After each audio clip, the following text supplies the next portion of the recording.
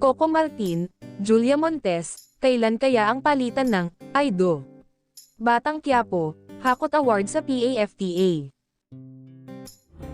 As a Best Actor and Best TV Series. Alam niyo po, sa totoo lang, Heto na, ang tambalang hinihintay ng lahat.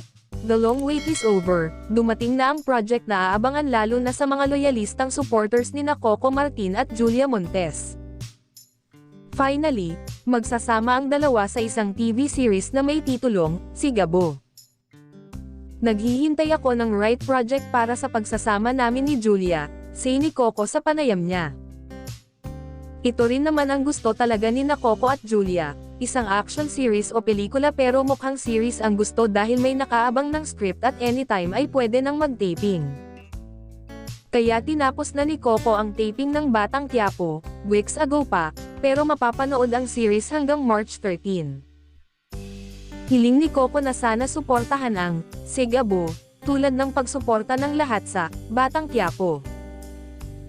Ngunit, may isa pang malaking hinihintay ang netizens kung kailan Aido, sa isa't isa sina Coco at Julia. Feeling namin, malapit na kaya todo abang ang marami dyan.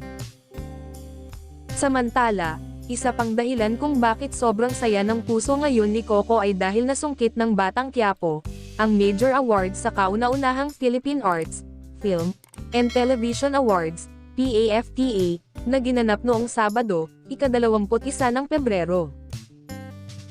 Nagwagi ang Kapamilya teleserye bilang Best Drama Series, habang nanalo si Primetime King Coco Martin ng Best Drama Actor.